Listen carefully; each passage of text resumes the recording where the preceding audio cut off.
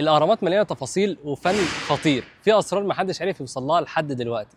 عشان كده كوبرا تريمار قررت انها تعمل التصميم بتاعها بنفس او بشبه تصميم الاهرامات. زي ما الاهرامات سابت بصمه الاف السنين، كوبرا تريمار هتسيب بصمه في كل شارع تمشي فيه. فيلا بينا نشوف تفاصيلها واحده واحده عشان نفهم حكايتها ايه. Be strong.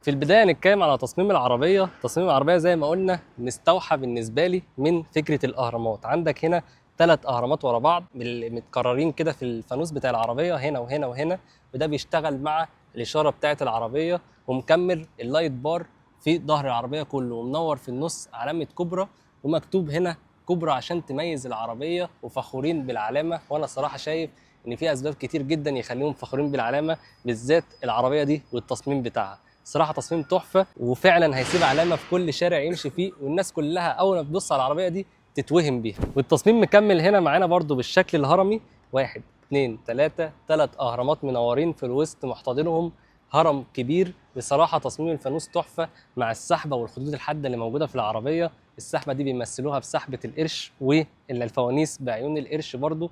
الصراحه التصميم تحفه ومليان خطوط حاده ومليان رياضيه، مع علامه كوبرا اللي هنا اللي طايره، اللي مديه شكل تحفه للعربيه. اول مره اشوف علامه عربيه تبقى مديه شكل للعربيه وتبقى مديه فخامه للعربيه وروح رياضيه. نكمل برضو التصميم المختلف ده، وهي الالوان المختلفه في العربيه. طبعا الجولد الاساسي بتاع كوبرا اللي موجود هنا وفي العربيه من جوه، واللون المختلف اللي مغيرين فيه الجزء اللي تحت ده مع المرايات، مع اجزاء كتير في العربيه بنفس اللون الرمادي، مش مدخلين مثلا ابيض ولا اسود ولا لون سيلفر. حتى الحمل اللي موجود في العربيه من فوق هنا باللون الاسود. والحاجات دي الصراحه مميزه العربيه ومخليها فيها روح رياضيه اكتر من اي عربيه تانية.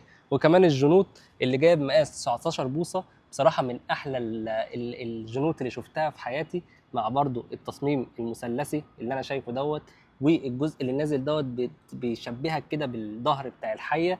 الصراحه التصميم بتاعه تحفه، مع التوتول بتاعه من احسن الجنوط اللي شفتها في حياتي، ومن احسن تصميم عربيه شفته في حياتي. حتى التصميم هنا مخليش من المثلثات، في هنا برضو مثلث دي موجود فيها كاميرا عشان تراقب الطريق، والعربيه مليانه كاميرات 360 درجه هنا وقدام وورا علشان يساعدوك في السواقه، ومليانه سنسورز في كل حته.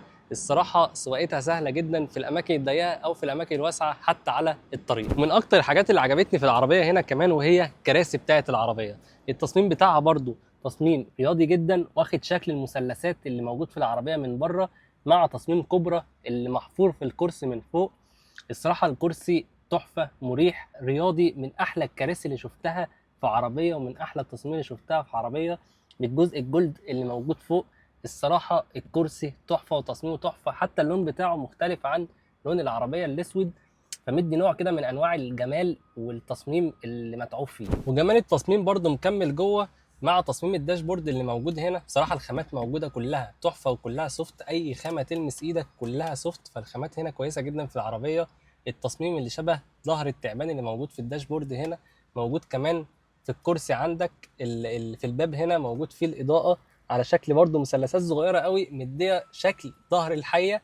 والسماعات اللي موجوده في العربيه من سennheiser، 12 سماعه متوزعين في العربيه بشكل بيخلي الصوت جاي لك من كل ناحيه. الصوت تحس اللي هو جاي لك كده 3 دي من كل ناحيه، وتقدر كمان تغيره وتتفاعل معاه وتظبط في الاعدادات بتاعته، بحيث ان الصوت او برمجه الصوت اللي موجوده تحسسك فعلا ان الصوت بتاعك جاي من كل حته. في 12 سماعه متوزعين في العربيه بيطلعوا الصوت من احلى الاصوات اللي موجوده في اي عربيه ممكن تركبها. مع كمان التصميم بتاع الباب، الجزء الجولد اللي ماشي وطاير الاوكرا معاه علشان يمشي تصميم تحفه. والحته المجوفه دي جايه مع تصميم التكييف هنا. الصراحه في تفاصيل في العربيه دي مدروسه بشكل تخلي العربيه دي تاخد ملك الجمال في التصميم.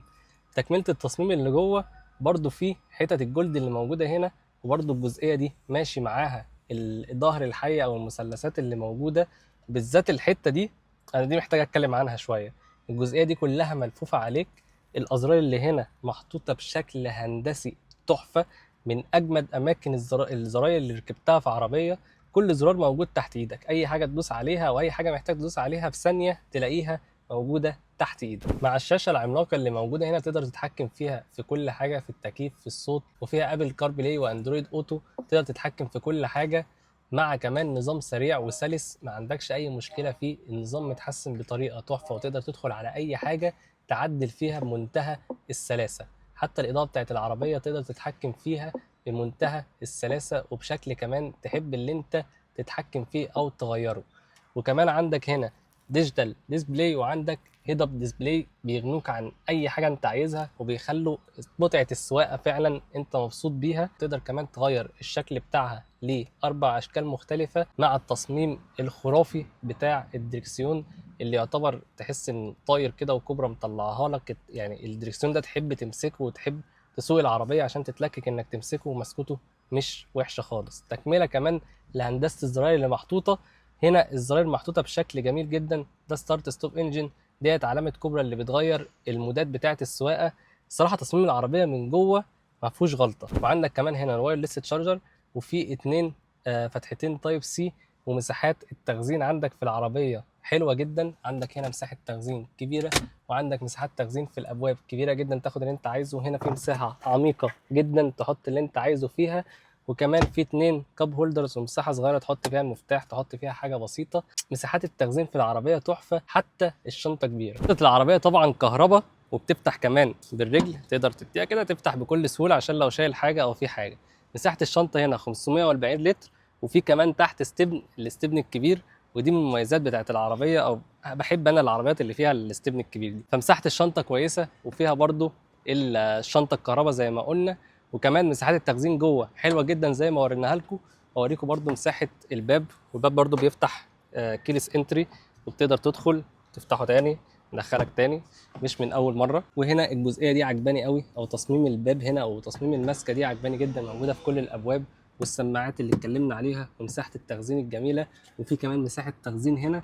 مساحات التخزين في العربيه متوزعه بشكل حلو. اكلمك عن مساحات القعده ورا. طبعا الكرسي ده راجع زياده عن اللزوم. انت اول ما بتنزل من العربيه الكرسي بيرجع ورا عشان يديك البراح انك تنزل من العربيه. فده يعتبر ده راجع على الاخر. لو في قعدتك الطبيعيه طبعا هتطلعه قدام لحد هنا على الاقل. فالمساحات ورا كويسه، حتى لو فارد رجلك هنا طول ما انت قاعد ساند رجلك ما عندكش مشكله في القعده ورا. حتى الهيد روم مساحتها كويسه جدا، وفي مساحه كبيره عشان البانوراما مش مكمله للاخر. في تجويف جوه هنا بيديك المساحه بتاعه راسك بمنتهى السهوله. الحاجه الوحيده اللي هتضايقك هنا في العربيه وهو نفق الفتيس الكبير جدا. طبعا في عربيات من دي دفع رباعي، وفي قصه كده في العربيه دي، فايه النفق الفتيس ده موجود. وعندك تحكم ثالث او زون ثالثه للتكييف من ورا، وفتحتين تايب سي. غير كده القعده من ورا لذيذه جدا. وعندك هنا مسند فيه 2 كاب هولدر، تقدر تحط ايدك هنا عشان يبقى ايه الاثنين بالطول كده، ما يضايقكش في مسكه الحاجه يعني. وكمان هنا القعده بالنسبه لي لذيذه جدا بمنظر الكرسي. يعني منظر الكرسي ده مش هيضايق ولا يخنق، بالمساحه بتاعه البانوراما بالقصه اللي ورا دي. الصراحه القعده مريحه جدا وشكلها لذيذ، وما عندكش اي مشكله فيها. فيلا بينا نطلع على الطريق ونكمل ونشوف اداء العربيه عامل ازاي. يلا بينا نطلع سوا نجرب العربيه على الطريق. طبعا العربيه دي الكوبرا تيرامار نازله بفئتين بس، او اللي موجود منهم فئتين بس. يعني العربيه نازله بموتور 1400 سي سي تربو، بيطلع 150 حصان و250 نيوتن متر من العزم. الموتور الصراحه اداؤه على السرعات العاليه مش احسن حاجه. يعني انت عشان توصل مثلا بص لحد 120 لحد 130 العربيه بتوصل معاك من غير ما تحس باي حاجه. العربيه سلسه جدا لحد 130. بعد ال 130 لحد ال 200 مثلا او اكتر توصل بالعافيه شويه. يعني انت عشان توصل عايز توصل بسرعه للرقم دوت هتعاني شويه معاها. اللي انت هتوصل بالتدريج وهتوصل واحده واحده، مش هتبقى بنفس الاستجابه بتاعت من مثلا من 60 لحد 130. اقل من كده الموتور شغال معاك جامد جدا. اقل من كده الاستجابه بتاعت الموتور كويسه. العزم بتاعه كويس 250 مش قليل.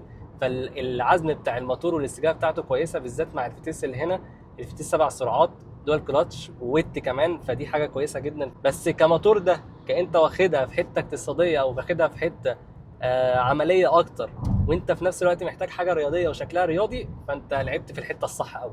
فهو تعليقي بس على الموتور في الحاجه الوحيده اللي انت ممكن ما توصلهاش، اللي انت بعد ال 130 عشان تزيد في السرعات بالراحه شويه بهدوء، مش بالسرعه اللي انت متخيلها. الثبات بتاع العربيه تحفه. العربيه على الطريق ثابته لازقه في الارض ما بتتحركش. فوق ال 130 فوق ال 150 العربيه ثابته مفيش احلى من كده. حتى في الملفات، لو انا داخل ملف مثلا جربتها على الملفات، جربتها على ال 80 وعلى ال 90 وانا داخل ملف قوي، العربيه ما فيهاش البادي رول القوي بحيث ان انت تبقى داخل. العربيه لذيذه، عربيه لذيذه، بتدخل بالسرعات ما عندكش مشكله، بتهدي في الجري. لو انت جريت العربيه ثابته على الارض. المساعدين هنا ناشفه شويه، فهو ده اللي بيساعد على ده.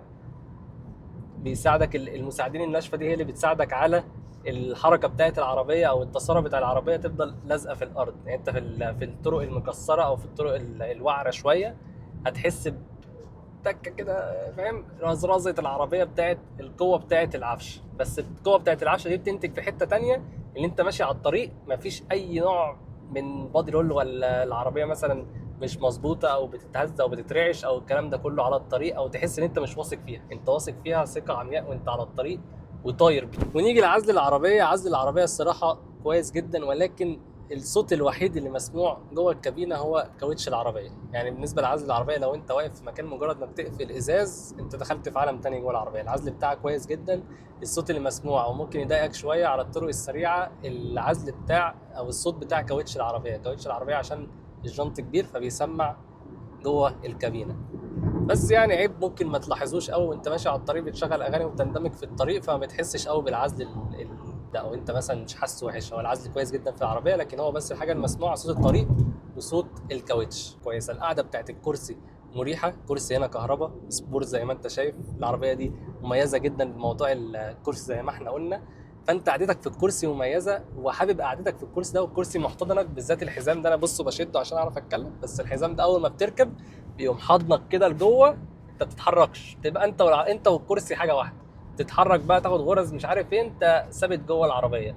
العربيه طبعا فيها مثبت سرعه، الكروز كنترول مش الادابتيف كروز كنترول، كروز كنترول بس عادي. كانت محتاجه الصراحه تتزق لها حته ادابتيف كروز كنترول.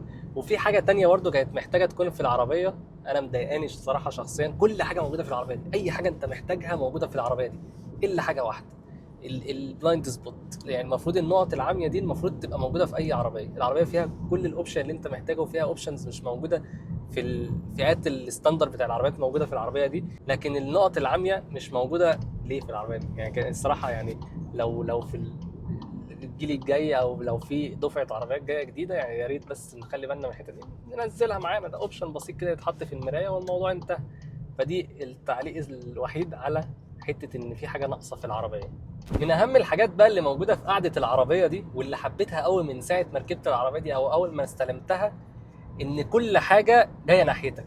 مصممين العربيه دي عشانك انت، عشان وانت سايق تبقى كل حاجه بتخدم ناحيتك.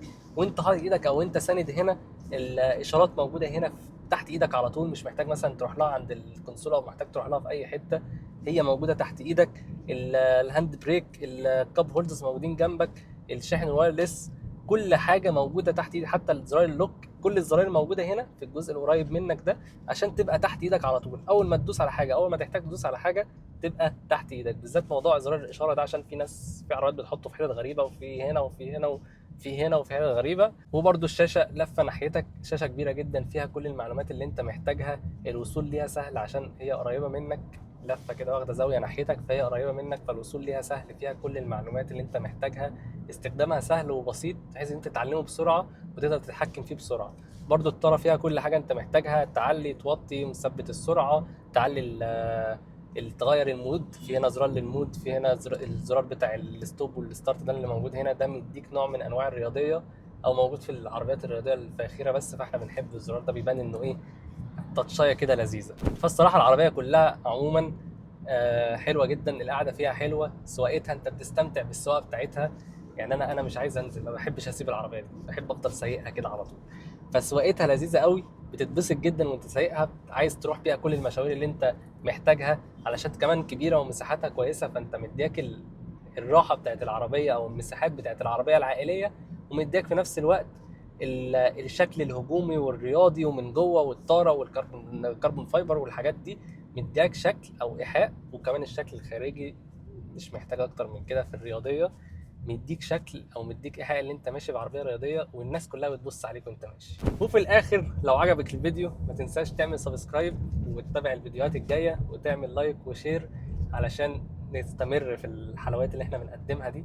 وقول لنا رايك، الفيديو عجبك ولا لا؟ وقول لنا محتاج مراجعه ايه تاني، او محتاج تعرف ايه تاني عن العربيات.